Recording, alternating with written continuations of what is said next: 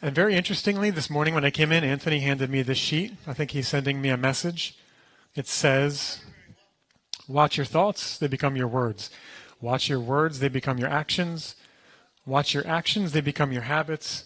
And your habits become your character. And watch your character, it becomes your destiny. So, very beautiful. Thank you, Anthony. Yeah. It says, watch your thoughts, they become your words. Watch your words, they become your actions. Watch your actions, they become your habits. Watch your habits, they become your character. And watch your character, it becomes your destiny. So with only a slight modification, I would say this is the entire study I've been working on in one page. So thanks. Yeah. Is it? Interesting. All right, so where am I getting this, right? We did Emuna, which is how we look at our actions and how we act when we don't necessarily see the full picture. And then we did words. We did Lashon Hara, negative speech, and the power of words. We looked at the science of our words, what happens when you speak words to someone or to ourselves. And now I'm working on thoughts today, and this is the final. Where did I get this? Have you seen this grouping of thoughts, words, and deeds before? Has anyone seen this pattern? Michael? Good. Bonus points, what's this called in Judaism? Do you know? Good. Good, it's all good. So we'll go through this. I want to start off with the parable of the wedding banquet. This is the parable Yeshua teaches. It's basically about a king who wants to throw a banquet for his son. And we know how the story goes. The people who are invited, they're not ready, they're busy, they're distracted, they're tending to their farms and their businesses. And this parable is often interpreted, in my opinion, incorrectly. It's usually interpreted as a Judaism versus Christianity, right? The people who were invited are the Jews, and they weren't ready, and they got thrown out. That wouldn't have made sense. That's anachronistic. That wouldn't have made sense to that audience at that time because we know Christianity didn't exist formally. So here's what I want to do. I want to look at this.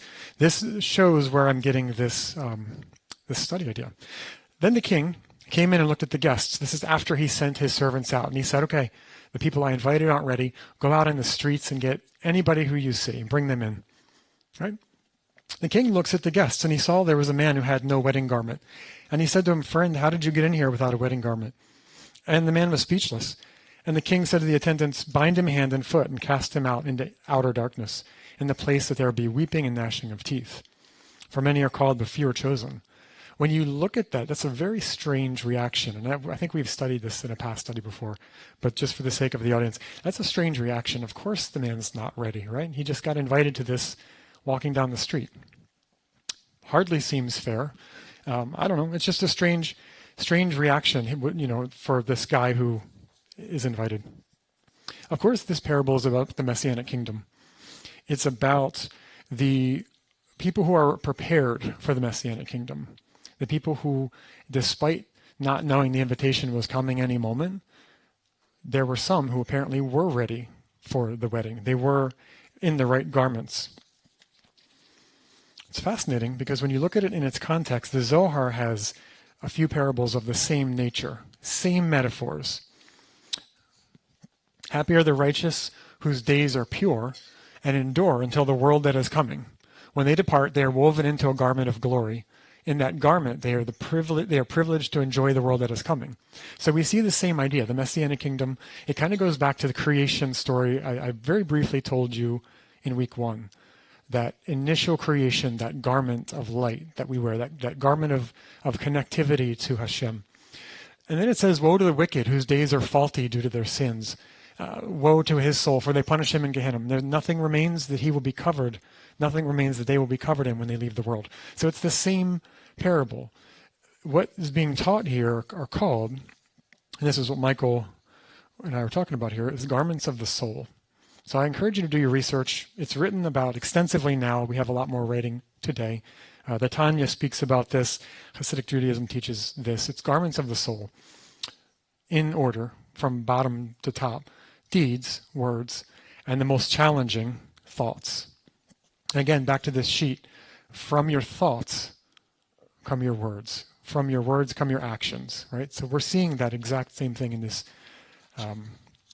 quote that's been passed around for quite a while, apparently. So here we are, garments of the soul. Very challenging, also very challenging, but deeds, right? This is the flow. If you control your thoughts, you can control your words, and you can then control your deeds. As the Tanya says, when you live Torah and speak Torah, and you think Torah, you're fully alive. And the opposite would be true in reverse. When you are not controlling these things, which I posit most people today are not aware of the importance of these, right? I would say that that's what we're talking about today. Okay, so rectifying our thoughts. This is where it gets challenging. Has anyone in the past week noticed themselves taking stock of the words they use? Have you found yourself a little more heightened to that? And convicted? Me too. That's good. So there's a quote here. Only God can give us credit for the angry words we didn't speak. So last week I told you about being careful not to say certain words. Now I'm going to raise that up. Now we have to be careful, and this is very difficult, I know. This will be a lifetime of work. Now we have to be careful what we think before we turn them into words. Because especially if you've been in religious life for a while, you know certain questions you just don't ask. It's not that you don't have them, you just know not to ask them publicly. Or certain things you get very good at burying. Or when I worked in a church for a few years, the joke was that people would be fighting with each other and their spouses and yelling at the kids, and then when they get to the church parking lot, everyone's put together and it looks good. Right. That's what we're talking about. The problem is still there. We need to work on it. We need to make sure we're going higher. In Judaism, in the language of the Bible, the heart is associated with the mind. So the New Testament speaks a lot about the heart, right? Those two concepts are linked. And this is very fascinating because science, as we'll look at later, has also connected these two. These are the two largest concentrations of neurons in the body. The brain, the intellect, this is another level. This is where we operate from the highest level. I would say there are 5 levels of the soul. 3 of them we have contact with in this physical existence when we work on ourselves. That's our intellect, emotions, and then our deeds. That's how these play out here. As it says, Hashem examines the innermost thoughts and feelings in Jeremiah 11:20. We've heard it said, out of the heart of man come evil thoughts, sexual immorality, theft, murder, adultery, coveting, wickedness, deceit, sensuality, evil, slander, pride, and foolishness. All these evil things come from within a person, out of the heart of a person. So we're talking about thoughts, emotions. And these separations disconnect us from Hashem, as we've been talking about all this week. This is where we get to the idea of the right side versus the left side. I'm just going to blow through these concepts to get to the good stuff. But just so you know, the Bible does speak about the book of Jonah, the last verses of Jonah. These people, the Ninevites, they don't know their right hand from their left. They don't know good from evil. They don't, right? So the right is associated with good, and the left is associated with bad, as it says in Ecclesiastes 10:2. A wise man's heart inclines to the right, the fool's to the left. So the person who's not rectifying themselves in thoughts and deeds, their heart may be inclining to the left here. And we'll see this in a second because this gets to the idea of the Yetzer Hara and the Yetzer HaTov. So grouping this is a very deep, very broad, potentially a very nebulous study. How do we rectify our thoughts? I came across this passage a while ago, and I came back to this because I think this is how I'm going to frame it. Coming out of Pirkei Avot, we've all read this before. The evil eye, the evil inclination, and hatred of others, essentially baseless hatred, remove a person from the world. That's a pretty powerful statement. I almost think most people are not aware of most of these 3 categories today. When you go around the street and say, hey, do you know what evil eye is? Do you know what the evil inclination is? Right? So we're kind of having to reconstruct this worldview in our time. And I think these 3 exist very heavily today. I think these are almost a default in our culture at the current moment, as we've been mentioning all morning. So let's start off with some definitions, working definitions. What is the evil eye? Ayin hara. Anyone have any Guesses? Michael? The idea is when you envy someone that you could actually cast a curse upon them with your evil eye. Okay. So coming out of jealousy, casting a curse on someone? Also in Judaism, it's, pride and haughtiness are supposed to be avoided for the evil eye. Yep. That's the idea behind some of what we do at Tashlik as well. Since the eyes of fish don't close, they stay open. So all God's eyes are never open. Wonderful. For us, and then the evil eye, that's why the old bubbies would like spitting the fingers, because the evil eye wants to see if you say something good. Yeah, he's touching on some very interesting. So yes, it does. It touches on ego and it touches on pride, but there is a lot of superstition around it. Some of the definitions, the formal definitions I looked up were rather comedic. But in the Orthodox world, there are people who are paid or given a donation to sort this problem out because it's a much bigger problem, much deeper. So the eyes are the windows to the soul, so I guess that's a look into someone's heart. Oh, wow. Yeah, that's very good. The eyes are the window to the soul. So it gives you a glimpse of that person's internal state. Did I see a hand over here? Okay. Yes, so all of these are good. This is a very broad concept. The Talmud says 99 out of 100 people die because of the evil eye. And I think there's something to that. We'll talk about this. A lot of times, I have a friend who's in the Orthodox community in Baltimore, and they were pregnant. And they were being very careful not to tell anybody, because when you have something you want to celebrate, putting it out there in public can cause someone to say, well, I don't have that, or a new car. I don't have a car like that. Why do they have a car like that? How can they afford that? Right? It creates this mental process that is actually measurable today. I'm going to say that now. It's measurable scientifically. And I think there's even more to it than that. Here's one definition. Ayin hara is traditionally believed to be the reason for sickness, keep that in mind, tragedy and pain in the world. The most frequent cause of harm from the evil eye is considered to be jealousy. So, yes, jealousy is often the number one trigger for people. But it's such an important thing. The very last page in the Koran Nusach, the Ashkenazi version of the Siddur, the very last page of the morning service, there is a prayer to protect you from that. And I would just say to everybody, get in the habit of going through that. We're associated with the Messianic movement. There are people who don't like that. There are people who don't like religious organizations, and I think we should be aware that there are things we should protect ourselves from. Talmud has many stories about these. I will spare you those, but I will show you this passage. Yeshua seemed to think it was important to teach. The eye is the lamp of the body and the soul, we could say. So if your eye is good, your whole body will be full of light, but if your eye is bad, your whole body will be full of darkness. So he's showing you here, again, the metaphors from week 1, light and darkness. Darkness is death. Darkness is disconnect. It's lack of that revelation with Hashem. And apparently, if your evil eye, if this spiritual condition is plaguing your mind, your whole body is full of darkness, which means your soul is in bad shape too. I don't think we understand these passages in their context, but once we hopefully get through this, we will have a better understanding here. I'm going to skip this one. I'll just give you some examples because we did mention them. One of which, another, I would say, is holding grudges. So we hold grudges. Negative opinions of other people. Right? Think about this in the media. They're made to be divisive. That pays. It's profitable. But it creates a division between us and them. We've created an us and them. We no longer see each other as on the same team. We see ourselves and whoever we're being made to vilify. Social media, again, we've been hammering social media, and I think it's warranted because it does create this. It also creates coveting, right? All of this goes back to coveting. This is warned, and we'll see this coming up very soon in our parsha. It goes back to coveting.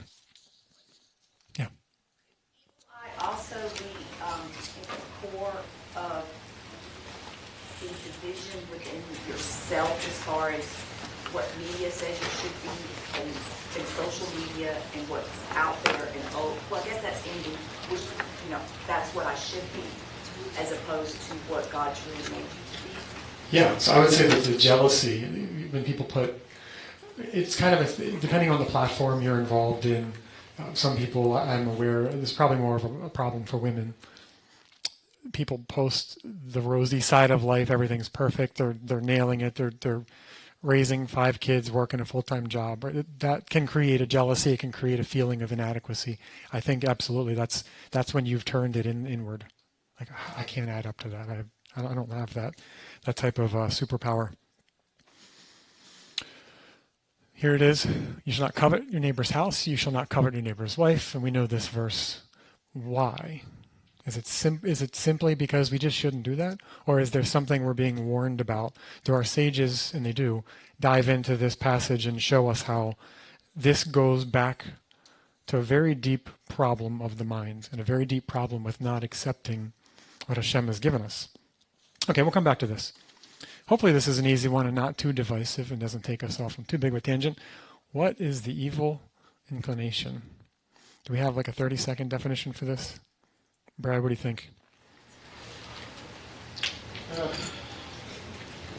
Just that part of us that draws us away from the line of God. There are many definitions. Yeah. But the one that I can connect with is just that part of you that's always pulling you out of authority. Good. That's very good. Could it be motive to, evil deeds? Yes, absolutely. To motive. Yeah. Desires of the flesh. Desires of the flesh. Okay, that's a very good one. Yes, there are very many definitions to this. Okay, Michael. Rabbis point out that the evil inclination is what is, but it's also kind of necessary, because without the evil inclination, the desire for things, you wouldn't have ambition.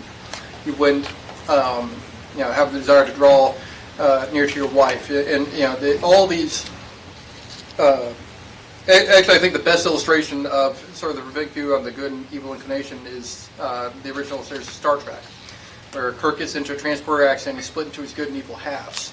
And his evil half is just out of control, running around, almost assaults a female crew member. But his good half, it has like none of his strength, none of his command ability. It can't make a decision, is too afraid of hurting anyone, and it's only by bringing the two back together and putting his evil, ambitious, covetous side under the control of his self-controlled side, but still utilizing it, that he was able to be who he was. Yeah. And that story was based very much on the rabbinic idea that yes, it's an evil inclination, but the problem is not that it exists. The problem is that it has a head start on the good inclination. That's a good way of putting that. Yes, it's necessary. I think on one side of the spectrum, it's the Satan, it's the angelic force, it's Samael, and that's the mystical side. And then on the other side, it's quite simply our ego, or it's something that gives us the ability for free will, as Michael said. And I'm going to leave that one there because this could go off on a tangent. What is baseless hatred? This is the last definition we'll work on before we dive into how we fix this stuff. What's baseless hatred? By the way, this is something we talk about typically on Tisha B'Av, which I'm not going to go into too much detail on it, but just so we understand. In fact, I'll just do this. It is the various forms of othering that I mentioned earlier. Baseless hatred is a glimpse at a bigger problem. I said that last week, like Lashon Hara. The same for baseless hatred. It comes from anything that severs our unity with other people. It's politics. It's differing opinions. I believe this, or that person is a post mid-trib, right? I mean, you pick some category. There's some way you can differ on someone, and you could cause division. Religion, culture, financial, racial, reasons that aren't even factual, right? A story is reported. You already have that preconceived belief of that celebrity or whoever. You share it. you're taking part in that cycle of baseless hatred. You're continuing to create and bolster that. And the Torah is very careful to make sure that we don't accept these things. We should always ask. And it's an avera. Unfortunately, this is an avera. This is on the level of sexual immorality and idolatry and murder. Nature lead to that. It's also a process. Absolutely. Through that. Like, use Hitler for an example. His name we've forgotten, but he had a jealousy of us because we were the ones denying him into art schools and things like that. And then it drove to the point of spread, and it was, of course, in the society already, but he built on that to develop a whole culture of baseless hatred against our people before he literally murdered us. Yeah, and it starts simple, right? Small. It starts very small. Could start from very simple things like bitterness. I didn't get that promotion. That person did. Right? Jealousy, insecurity, fear, lack of emunah. This is where, again, that ties back in. Greed. Ego is a big one.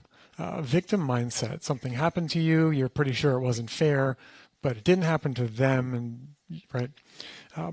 And this is how it all flows from something small to evil eye, to evil speech, and to evil deeds. So we're actually doing the reverse of what our sages and what Yeshua taught us when we allow these to creep in. And there are really great stories. If you're interested in more on these topics, I'll be glad to share them with you. So why is baseless hatred so bad? Other than just, because we live in a culture today where most people would say, they're just thoughts, as long as you don't say that, as long as you don't email that to the person. Why is it so bad? What does it do? Any thoughts, any guesses? Okay, it leads to action. Sooner or later it does slip out. How the abundance of the heart, the mouth speaks. And so even if you think it's not influencing your actions like that, it's probably coming out in some way that is negatively impacting the other person.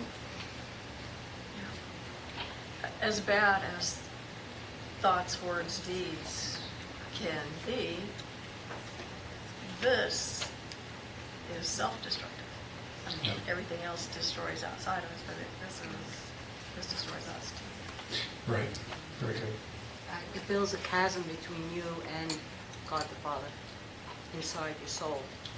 You're building a deeper chasm as this builds in you. Both of those are right, and that should be very scary to us. It just building on basically what they said too. It just becomes habitual. It bleeds from one group to another group to another person, and it becomes a way of living. Right. And it has no limit. It can go until it destroys everything. Yeah.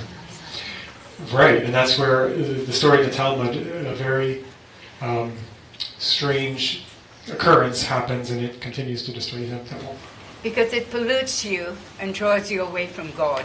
Yeah, perfect. And we're going to look at the science of that too, which we live in an age where we can point to that today. And it gets into recruitment. Mm-hmm. It's not enough usually for someone who's willing to hate without reason. Like again, with Hitler. They recruit to be on their side. Yeah. Be on my side. And it starts with not taking responsibility. If there's a failure, it's got to be somebody else's fault. It couldn't have nothing to do with the fact I need to work harder to get somewhere. It's got to be that somebody else has to be causing this. And that's a very subtle but powerful motivator today, because people are actually very disconnected, studies have shown. Social media has not created deep spiritual soul level connections. It's actually created a lot of surface level. So when someone can become a part of a group that is victimized, and there's already a clear dichotomy of who the enemy is, and now I'm part of this victim group, you find yourself surrounded by people with victim mentality, and it grows. And it's a very powerful way of people finding social connection today through victim status. And sometimes it's warranted, absolutely, but other times it might not be. We're just finding a way to connect ourselves to something bigger than ourselves. A lot of these were said, it causes a grave sickness, we'll look at that. It causes the hater to utter falsehoods about his fellows, so it grows, it expands, and it recruits, it brings people in. Habitually utter falsehoods about other people. And this should be the worst for us today. This should be one of the most red flag statements from Rabbeinu Bachya. We cannot receive the divine presence. So I'll say something that I believe is true, and I'll probably, well, I don't have a Facebook account, so I won't have any comments on my board. But I think a lot of people have dampened their connection, followers, believers, whatever category, because these things are so prevalent and we have not been taught these over time. I think a lot of people who are followers of Yeshua, who seek God, I think they've dampened themselves to a point where the divine presence is imperceptible to them. And I believe that because you see people who are spiritual leaders make great falls. That shouldn't happen at the frequency that it does if someone's connected. So how are we disconnected? I think it's because of these things. And the sages would tell us, and so do modern rabbis, the very reason we don't have a temple today is because we haven't figured these out. These are the things that put us in exile. These are the things that keep us in exile.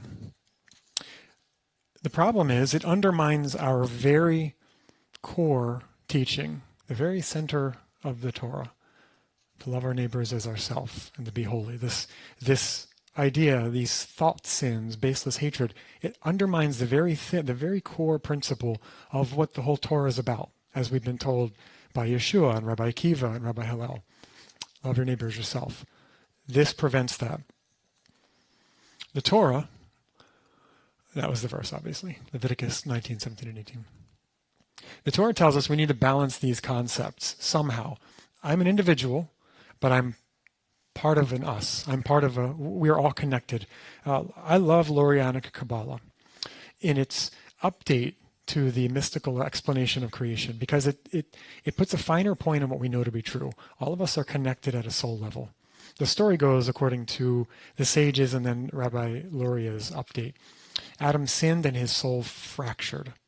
And all of us have a small little spark of that. And our job is to remember that every one of us are connected. And in fact, modern physics says that we're all connected because we were all created from the same atomic substructures. So every one of us are connected. This undermines that. This weights down the side of I'm an individual and you are not me, or you're them. Right? It creates an us and a them. Ego weights that down. Greed, expectations, maybe unfair expectations. I think I'm entitled to that, and they have it, and I don't have it. That's coveting, right? There would be no problem. Absolutely. The good part is it teeters sometimes very far down each way. Yes. And if we're an individual, even politically speaking, there's one side that says groupthink and one side that says it's all about me, there's no connection. Those are the extremes. If we do either one of those, the world is out of balance and destructive. If we can be an individual that holds our own responsibility, yet still care about everybody else and have that caring as your neighbor as yourself, that's how society works well. Right.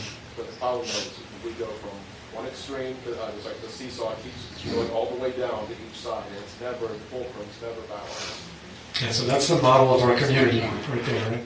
That's our, we want the middle road, obviously, and Danny's drosh last week with the Hasidic story of in my pocket is the writing. I am dust and ashes, and the other is the world was created for me. That's kind of the essence here. We have to remember that both can be true, but we are indeed both. We're supposed to balance these, and if we feel ourselves othering people, we're actually separating ourselves. It's personally destructive, as we'll look at. Okay, I might have to take a few more minutes, David, just a little bit. Outcomes of baseless hatred. We're cut off from our spiritual connection, as we've said. It compounds with other sins. We take on a high degree of spiritual impurity. This severs our ability to receive that divine connection. We drag others into this state. It's contagious, as I will show you. We call it, as we know too, we spoke about that last week in the Torah. Someone creates these sins, they get sarat, and they get out of the camp for a while because we don't want it. We create separation from one another in Hashem. We create sickness and illness in ourselves and others. So the word for sick, chole, means fragmented. And the word for healing, refuah, actually is from the same word for tiferet, which means whole. So when you're sick, you're fragmented. When you're healed, you're actually balanced, harmony. It's the word for Tiferet. It's beauty. Make sense so far? You tracking? That's like the pictures you showed us of the research that was done for the words that are spoken, and when the negative words were spoken, it was a real distorted picture of whatever, like an ice crystal or something, and then when positive words were spoken, it was a beautiful, just, harmonious looking. Yeah, so our words and our thoughts create a resonance and they create order. And it's a really beautiful thing. It kind of goes back to the world was created through words. There's a structure to words. For those who haven't seen that, it is available on the website. You can go back. Here's where I want to dive into the science of this. It may take me a few minutes. I think it'll be worth it. The science of our thoughts. So we know this is true with our words. How about thoughts?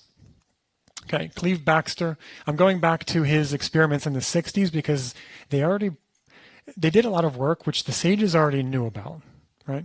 A lot of cultures have known this, by the way. A lot of different religions have been able to tap into this ability to understand that there's something going on here outside of our base level perception. He was a polygraph specialist, and he experimented. How he came up with this idea, I don't know. But he experimented attaching the electrodes to a plant to see if plants can, I don't know, I mean, how do you even get to that type of experiment? But what is it? The plant lie. No, but what happened, plants don't lie. What's the testimony admissible in court?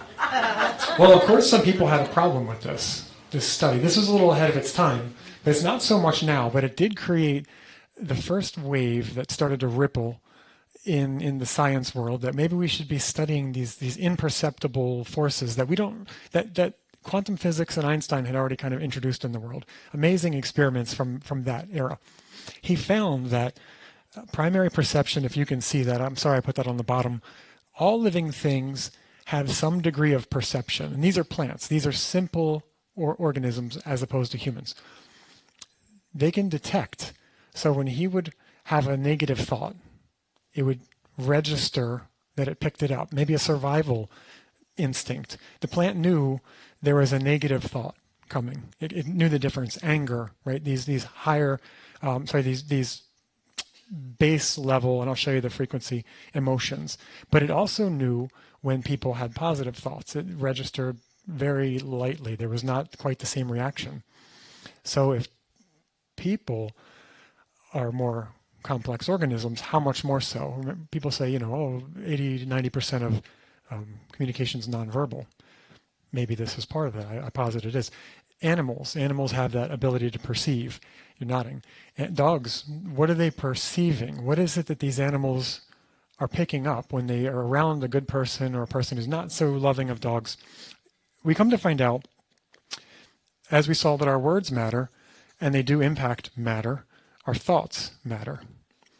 Going back to this verse, you've heard it was said, you shall not commit adultery, but I say that everyone who looks at a woman with lustful intent has already committed adultery in his heart. So again, the heart, mind, emotions, it's already on the level. So what happened with just thoughts, just intention?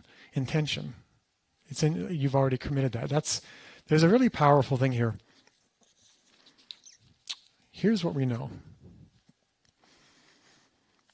All of our emotions have some frequency to them, and they're pretty predictable once you understand the baselines. Some researchers have been able to look at when a person's angry and they see a certain wave here.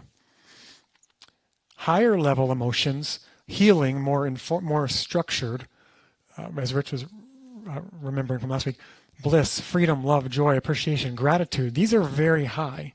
When you're in a state of anger or depression or sadness, this frequency is very low.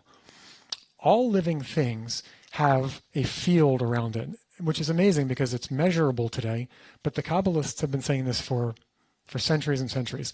There's a field around us, and depending on where our thoughts are, that field can be up to 25 feet.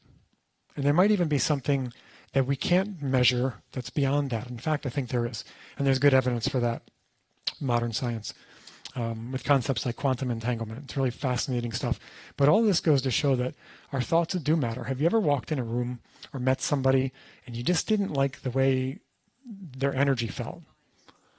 The vibes, right? People say vibes. Or you may not even have those words. You may not know how to articulate that. But you know this person's just, it's exhausting, right? Not you, just the person.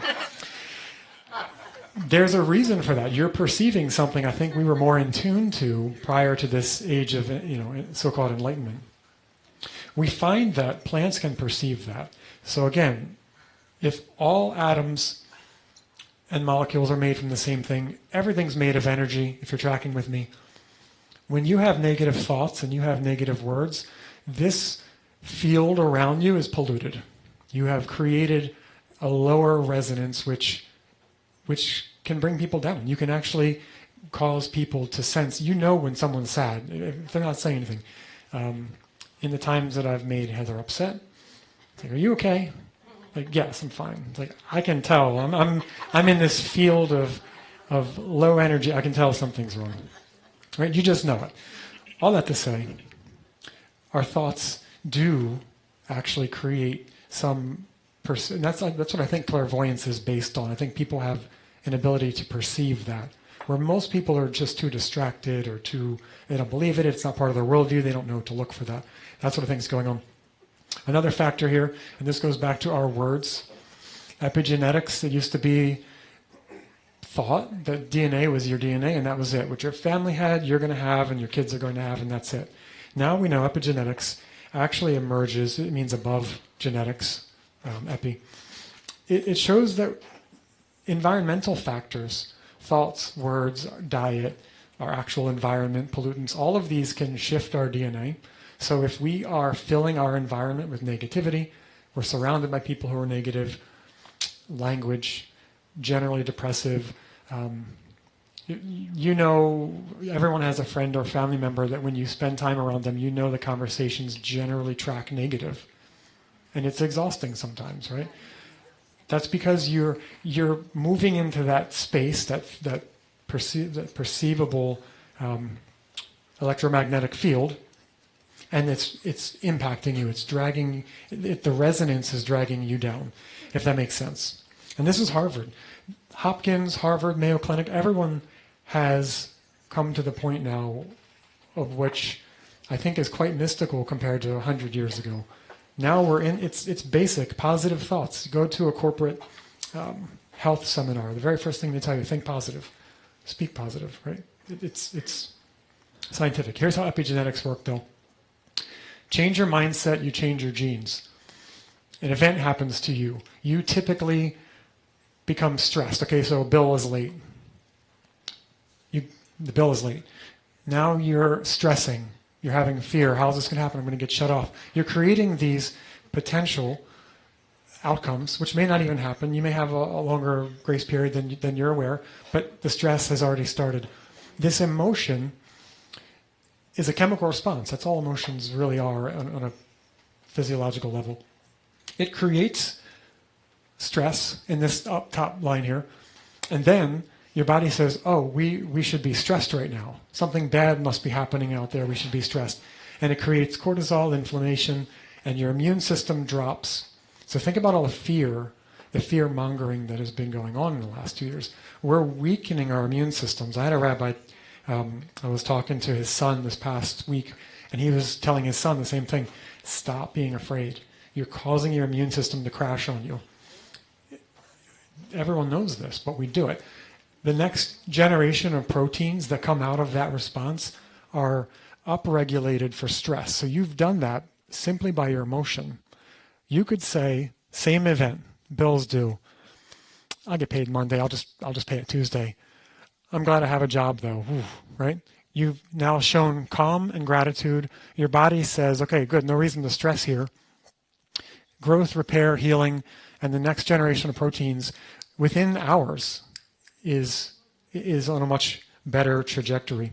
But you can think about people who spend a lot of time in fear, in stress, and negativity.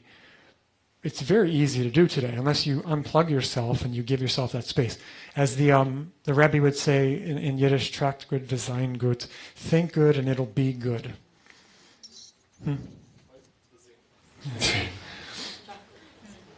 that make sense? Has anyone heard this? Right? Okay, got some. Our emotions really only follow our thoughts. Emotions are not made. There isn't anything that happens around us that creates an emotion. We control that. That's why from the heart, we have the ability to, instead of evil thoughts, we can create positive. We can create a positive spin on how we look at somebody we've previously othered. We can look at the world around us and we can say, you know what? Going back to week 1, I don't like it, but Hashem has control over this. And we've stopped this process from going into stress mode. And once these are in your system on a regular basis, and there's a lot more there, you're not sleeping well. You are not at peace. Your energy field, that energy field around you is polluted now. And you start to recruit and bring others down. So, I have a couple minutes here. 2 more, and I'll be finished. Okay, so how do we fix this? We rectify our thoughts. We get to the root of that imbalance. We have to get to the root. As we heard earlier, the windows to the soul. What's going on inside? What are we doing? What are we projecting? Is it ego? Is it pride? Is it ingratitude? Is it insecurity? Whatever that is, we need to get to the root of it. That's our job. Always give others the benefit of doubt. That's a really important thing to keep in mind. The Baal Shem Tov said we should be as lenient with others' shortcomings as we are with ours. Right? You see someone doing something within reason, if it could go either way, give them the benefit of the doubt, watch it, keep an eye out for them. We always want to make sure we're leading each other in the right direction, but don't always assume the worst. Seek to find commonality with people you don't agree with. There's a story that comes to mind recently. There was an African-American man who started attending Klan rallies. Have you heard this story? And what did he do? He changed their whole outlook. He attended now that's extreme, right? I wouldn't recommend to that level every time, but he changed worldviews and he got to know them as a person, and they folded that chapter from what I remember. They basically said, well, we're finished here. Beautiful. And for number 3, if you're having a person in your family or a friend or a coworker who the conversation makes you negative, change the conversation. Take the lead. Change the conversation. Don't let it go down that path. Shift it. 4, begin to keep track of your thoughts and words. I don't know if you need to journal this, whatever you do personally to keep track of that. It's really good to do because you'll see them going down over time. If every time you have to get out a pen and write down a negative thought, it's a waste of time. You'll eventually start to change your thoughts and your words. Start with the words if you think thoughts are too hard right now. And then eventually get to thoughts. Be careful of what we consume. Listen to, watch the company we keep. These influences, remember that field that I've been talking about, that electromagnetic field, that all takes a toll. That can bring us down without us even being aware of it. Focus on effort to think, speak positively. If you don't have anything positive to say, as all of my parents and grandparents would tell me, then don't say it. And the last one, build an intention to create new habits. So when you're praying, really put your mind into it. That's what the blessings are about, by the way. Blessings over bread, blessings over everything, using the bathroom. All of this is really just a way of kind of bringing God-centered consciousness to the fore so that you are now elevating yourself. You're not just going through the motions. And then last slide, Rav Kook. If we were destroyed and the world with us due to baseless hatred, then we shall rebuild ourselves and the world with us with baseless love. Ahavat Hinam. So, any questions? So this is all preventative. These are all preventative, everything that we've touched on in this study for the most part. This is only a drop in the bucket. There's a lot more we could get together as a group and study. Musar really helps with this stuff. If you're interested in such a study, let me know at some point. It would be good to organize around a kind of a communal focus on these things, I think.